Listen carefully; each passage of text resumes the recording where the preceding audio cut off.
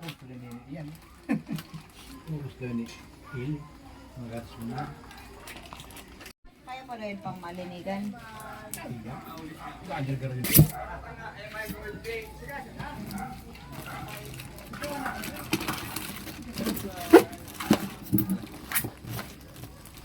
Ano?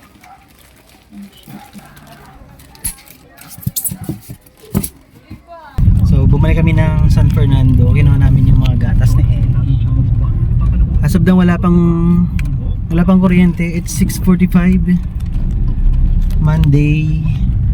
Kanina galing kami ng Naga nag-charge. Naka-charge kami sa 101.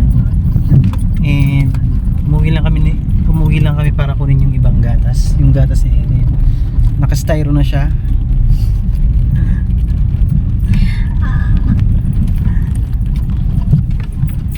Kasi po wala pa pong kuryente. Siguro abutin pa to ng 2 to 3 days. Kaya naghanap kami.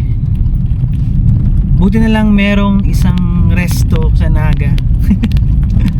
May isang restaurant sa Naga, kilalang restaurant sa Naga.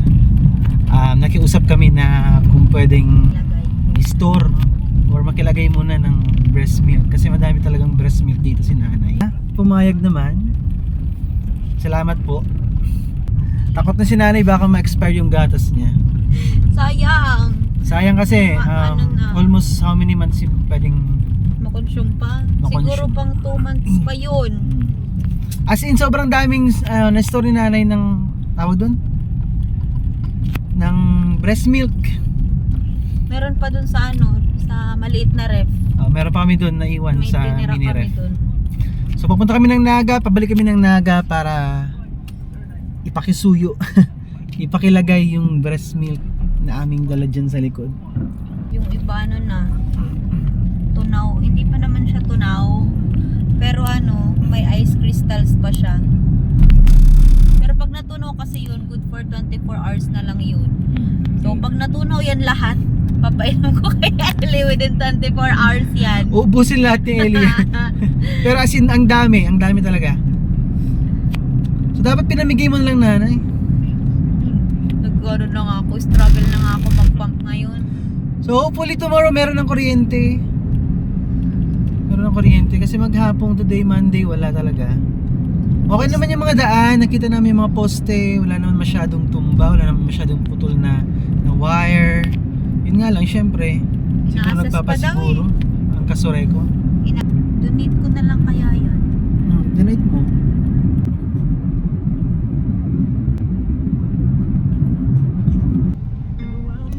Dito sa Naga wala pang kuryente. Pero some parts of Naga meron na din. So we're here at Santa Cruz. Papunta kami ng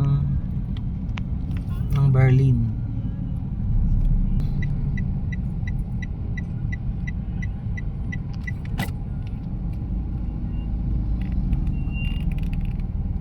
We're here. Bakit? Bakit masashock? Feeling ko masashock sila. Sobrang dami. Baka kala nila kaunti lang. Alam. Tara na. Ay si nanay, bumaba na si nanay. Baka kasi na-expect nila guys, konti lang yung dala natin. Talagang siguro mga 5 pack.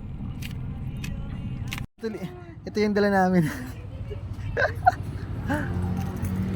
Baka kala nila pieces Ah? lang. Huwag ka na. Isang styro pala. Doon ka sa kabila. Ako na nga. Buba ka mo.